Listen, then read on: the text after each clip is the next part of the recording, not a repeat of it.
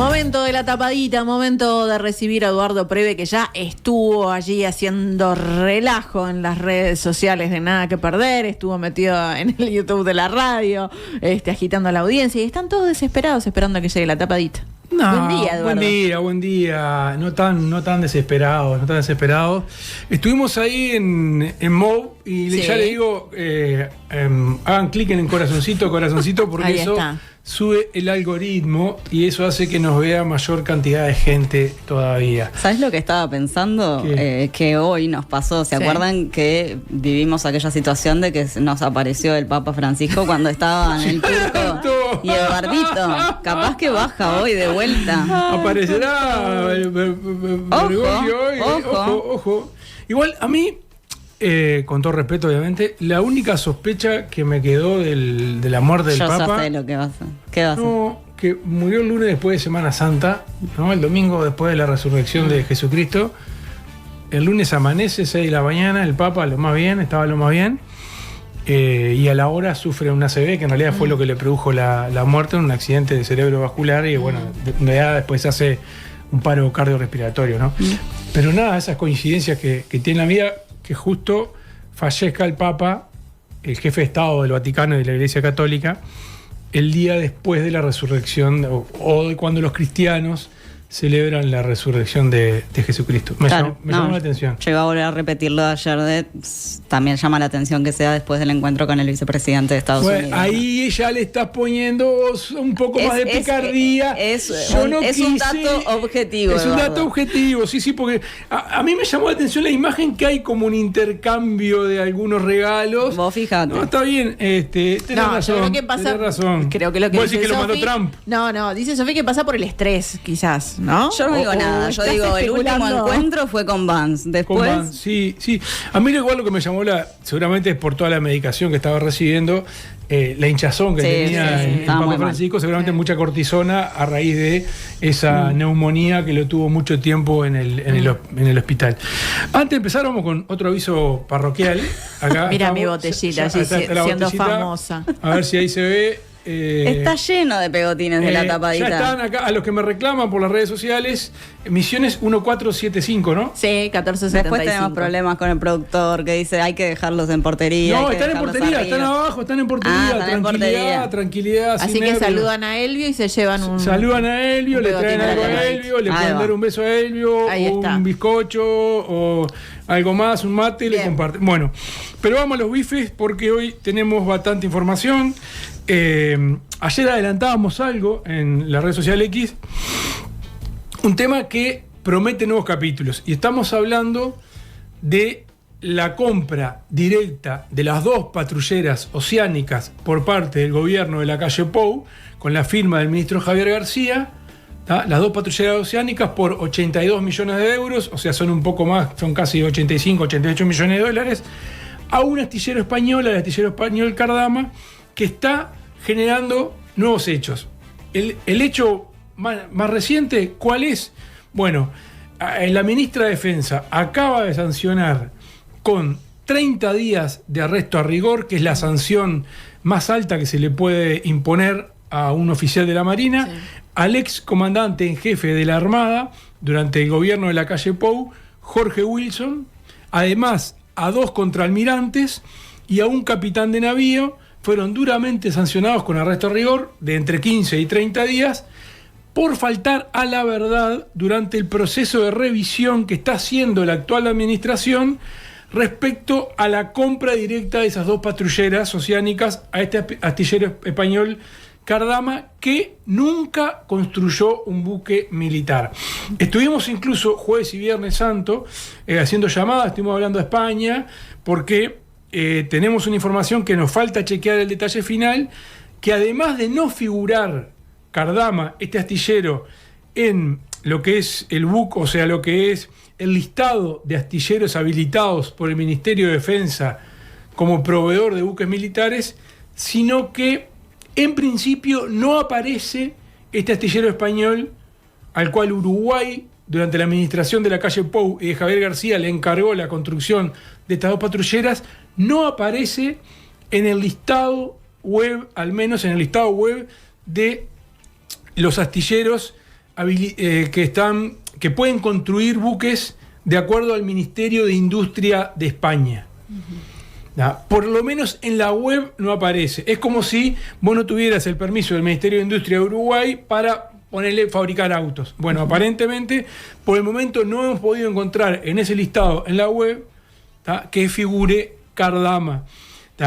¿Y por qué decía que este es un nuevo episodio? Ya estuvimos abordando aquí en la tapadita lo que ha sido todo ese proceso polémico de compra directa. ¿Se acuerdan que Cardama había sido ubicada en 5º lugar por el Estado Mayor de la Armada? Cuando llegó al Ministerio de Defensa, sorpresivamente pasó al primer lugar y terminó siendo el astillero elegido por Javier García y por el entonces comandante en jefe de la Armada, Jorge Wilson, para construir estas 2 patrulleras oceánicas que Uruguay le compró a España.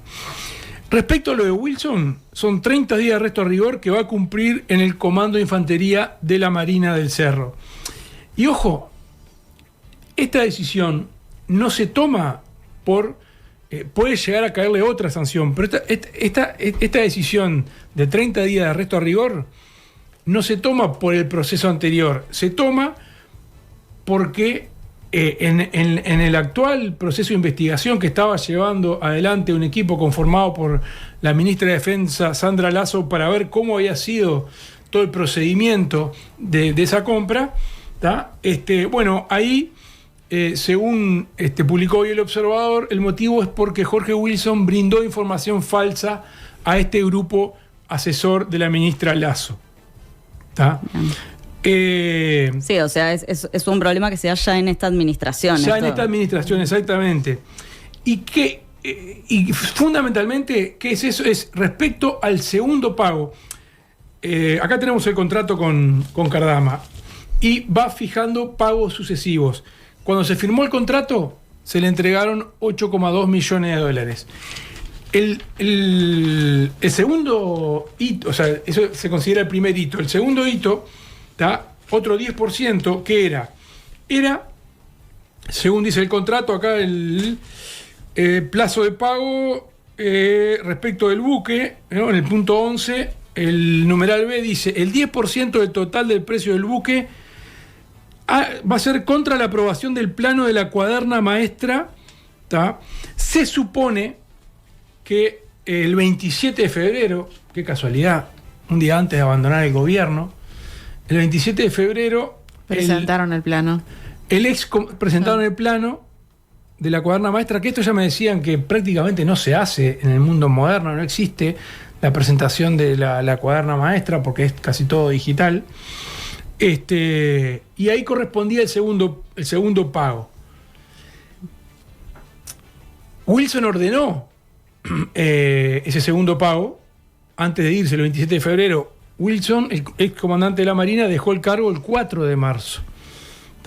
Y allí fue entonces que la Marina, sin consultar a las nuevas autoridades, pagó otros 8,2 millones de dólares. Claro, que eso lo vimos en su momento, acá en el programa. Exacto. ¿Y por qué es importante esto? Porque contra el primer pago de 8,2 millones de dólares, el pago inicial del contrato, Uruguay tenía garantías, porque Cardama tuvo que presentar garantías por el 10%. O sea que, si este gobierno eventualmente consideraba que existieron irregularidades en este proceso y dejaba el contrato sin efecto, no perdía dinero Uruguay, porque se cobraba las garantías de 8,2 millones de dólares.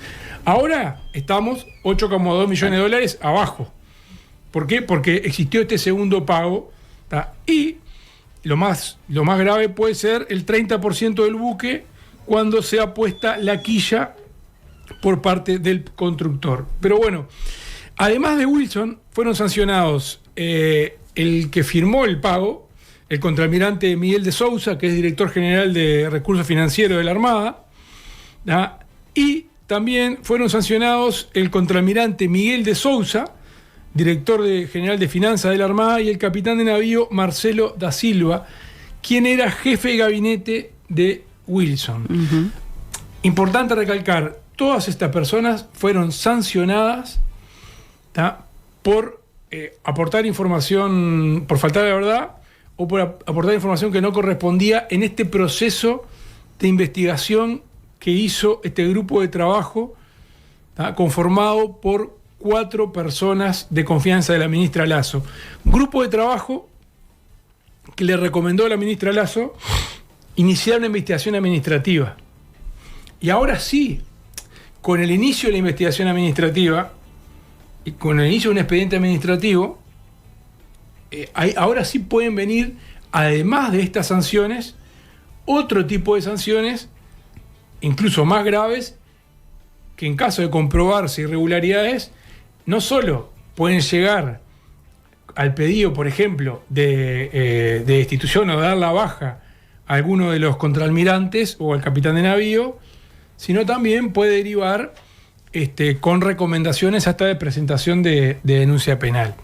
Yo creo, y para estudiar a fondo el asunto, por cómo viene la situación, y por toda la información que se conoce y que se está conociendo respecto al contrato, la firma del contrato, la posición de Cardama, que sus autoridades estuvieron hace 15 días en Uruguay, la ministra de Defensa no los recibió, sí los recibió este grupo especial de trabajo conformado por estas 4 personas, que podría derivar el caso también en una preinvestigadora en el Senado por la cantidad de información contradictoria que se está aportando a nivel de la Armada respecto a cómo se fueron tomando las decisiones, ¿no?, sobre este tema, ¿no? Incluso, en el Senado, donde está el exministro de Defensa, Javier García. Donde está el exministro de Defensa. Y acá unos datos para recordar que son valederos, porque se ha logrado ya confirmar que Cardama no tiene la capacidad de construir los barcos, ¿no?, y que por año Cardama facturaba $8 millones por año. Y Uruguay se acaba de comprometer a pagarle, durante la gestión de Javier García, a pagarle $100 millones, o sea, la facturación de 10 años. ¿No?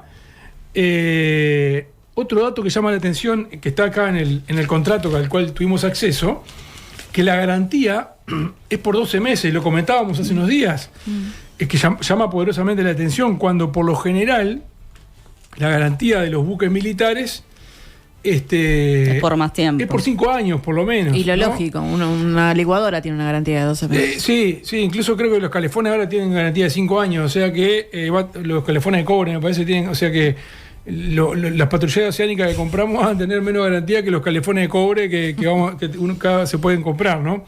Bueno, después con muchas otras dudas que quedan respecto al primer llamado que hubo, que fue declarado. En realidad no es cierto que los chinos habían presentado la mejor oferta, pero como eran caros se dejó sin efecto. En aquel momento había 86 ítems que se le pedían en un llamado internacional. Pasamos de eso a llamadas telefónicas para la segunda cotización, ¿no? Pero bueno, esto va seguramente a traer mucho más tela para cortar, ¿no? Y seguramente, bueno, el ex ministro de Defensa, Javier García, tendrá que dar las explicaciones de cómo se eligió a Cardama, por qué se eligió a Cardama, quiénes actuaron en todo este proceso, por qué durante el proceso de llamado a precios viaja el subsecretario Rivera Elgue, y qué casualidad uno de los capitanes de navíos que acaba de ser sancionados viajan al astillero Cardama, cuando todavía en mayo del 2023 fue eso, viajaron. El astillero Cardama está en Vigo, en España. Esto fue en mayo del 2023 y casualidad, el 17 de julio del 2023 García anunció en rueda de prensa que se otorgaba a Cardama este contrato por compra directa, también a pesar de ese informe categórico en contra del entonces jefe del Estado Mayor de la Armada, contraalmirante Musso, que consideraba no confiable la oferta de Cardama y la catalogaba como la peor de todas de las que estaban concursando, ¿no? Pero bueno, habrá que ver qué se responde a todo esto y si finalmente, que es la gran duda que surge a nivel de la oficialidad de la Armada cuando uno habla de que estos barcos vayan a existir, ¿no? Esa es la gran duda. En la Armada dicen, no hay barcos. Lo que tenemos es un contrato con un astillero que incluso, si uno usa, lo pueden hacer ustedes ese ejercicio, Google Earth, ponen astillero Cardama, en el programa de Google Earth, lo va a llevar a Vigo, al puerto de Vigo, y allí van a ver que en realidad es como un pequeño, le va a parecer como un pequeño estacionamiento, y al lado sí astilleros gigantes, que son astilleros de gran porte, que efectivamente construyen barcos de pesca y barcos militares. Bueno, ese es otro dato. Cardama nunca construyó un barco en su historia. Y además no tiene galpones, va a tener que subarrendar, en todo caso, si llega a concretar la construcción de los barcos, para la construcción de estas 2 patrulleras oceánicas. Y si se llega a concretar la construcción hay que ver cómo sale también, ¿no? Porque Sí. al no tener experiencia... Y además, un dato no menor, estas patrulleras oceánicas tienen que tener un hangar para guardar helicópteros, y además tienen que tener la suficiente estabilidad como para que se pose un helicóptero en su cubierta, porque justamente es también para trabajar a nivel, digamos, de aguas territoriales alejadas de la costa en tareas de patrullaje o rescate. Yo quiero ver en las pruebas quiénes son los valientes pilotos de helicóptero que se animan a hacer las pruebas cuando sean construidos, si es que son construidas estas patrullas oceánicas, ¿no? Acá otro dato que repasaba, que en los más de 100 años de existencia Cardama no ha construido una sola OPV, que es justamente sus patrulleras oceánicas. Pero bueno, esta era la primera parte de la tapadita. Comemos con un mate, así hacemos una breve pausa. Sí, porque te venís con más. Nosotros anunciábamos algo que tiene que ver con el consorcio 911. Sí, dejamos Cardama atrás, dejamos la construcción de las patrulleras oceánicas. Como decíamos, el ex comandante de la Marina sancionado, 2 contraalmirantes, esto es histórico, creo que no ha pasado nunca, 2 contraalmirantes también sancionados, y un capitán de navío, ex jefe de el gabinete de Wilson, también sancionados, todos con arresto a rigor de entre 15 y 30 días. Y ahora nos vamos con los accidentes y cómo responde el 911. Ahora nos vamos con los accidentes y cómo responde o cómo debería responder el 911. Este informe surgió a partir de el año pasado. Visualizamos en 2 o 3 oportunidades demoras en la llegada de las ambulancias a los accidentes de tránsito, e incluso en un caso logramos observar que un patrullero trasladó a un politraumatizado grave. Entonces comenzamos a investigar e indagar a ver cómo era la situación de quién se encargaba de los accidentados en la vía pública, y encontramos que en el 14 de julio del 2017, durante el último gobierno de Tabaré Vázquez, se firmó un contrato entre el Ministerio de Salud Pública, el Ministerio del Interior, el Ministerio de Economía, ACE, la Unidad Nacional de Seguridad Vial, y lo que viene a ser llamado el Consorcio 911, que son empresas dedicadas a la prestación de servicios de atención médica de emergencia con unidades móviles terrestres. Y este contrato tenía por objeto obtener o dar el servicio de asistencia en la vía pública en situaciones de emergencia reportada por el sistema 911 que se producen como consecuencia de siniestro de tránsito con lesionados graves y situaciones que involucren heridos de bala, de arma blanca o precipitados, dice el contrato. No sé lo que es precipitado, debe ser que caen accidentados, quedando expresamente excluidas situaciones que no revisten gravedad. Y como el año pasado observamos la situación que primero nos llamó la atención, en un caso una demora de casi 40 minutos en llegar la ambulancia con un accidentado en la calle, y en otro caso que observamos cómo fue trasladado en un patrullero, hicimos un pedido de acceso a la información pública a ACE y al Ministerio del Interior, y nos acaban de responder desde ACE. Todavía del Ministerio del Interior no nos llegó la respuesta. Lo importante decirlo es que este consorcio 911 de emergencias no está integrado por todas las empresas de emergencias móviles. Únicamente en el área metropolitana, que es donde se produce la mayor cantidad de siniestros, lo integran SEM, UCM y SWAT.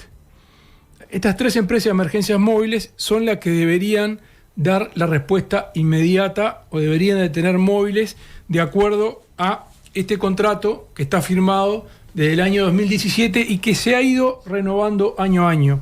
Cuando empezó, este contrato era por unos 8 millones de pesos al mes y actualmente la cifra está en 15 millones de pesos al mes. O sea que estas 3 emergencias, más otras emergencias, sobre todo del interior del país, porque se firmó con otras 30 y pico emergencias para dar respuesta en las diferentes ciudades, reciben 15 millones de pesos al mes, ¿no?, para dar respuesta a los accidentes de tránsito o los heridos en la vía pública. Y le preguntamos a ACE, ¿no?, sobre todo en los últimos 2 años, si el consorcio 911, ¿no?, integrado por SWAT, UCM y SEM, ha brindado respuestas en los años 2023 al 100% de los pedidos de asistencia por situaciones de emergencia en vía pública reportados por el sistema 911. Y miren la respuesta que nos encontramos, que hay datos realmente llamativos, ¿no? Vamos a la primera parte. En el año 2023 hubo un total de 12.915 personas que precisaron traslado en ambulancia especializada, ¿ah? No estamos hablando de que uno chocó en la moto, te pegaste el codo y bueno, te pueden... 2.915 personas, según la respuesta de ACE, que precisaron traslado especializado. De ellas, el consorcio, ¿tá?, respondió a 7.300. O sea, el consorcio integrado por SEM, UCM, SWAT y las otras emergencias del interior respondió a 7.300. ¿Qué pasó con las otras 5.600 personas?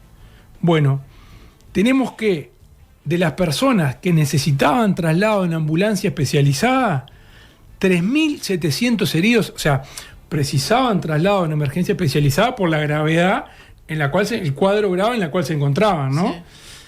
Sí. 3.700 fueron trasladadas en patrulleros. 3.700 personas fueron trasladadas en patrulleros y otras 1.800 fueron trasladadas en móviles de SAME 105. O sea que, como las emergencias móviles a cargo del consorcio 911 no dieron la respuesta adecuada o demoraban en llegar, se llamó a ambulancia del SAME 105. Que también paga ACE. Sí, paga ACE, pero no están dentro... No tienen este contrato. No tienen este contrato, no reciben ninguna contraprestación. No, claro, pero me refiero a que también son gastos. Son gastos del Estado, exactamente. Claro. Sí. En este caso habría un doble gasto, porque las emergencias estarían recibiendo el dinero por esa cobertura y además ACE debería de pagar en este caso... Al SAME 105. Al SAME 105, exactamente.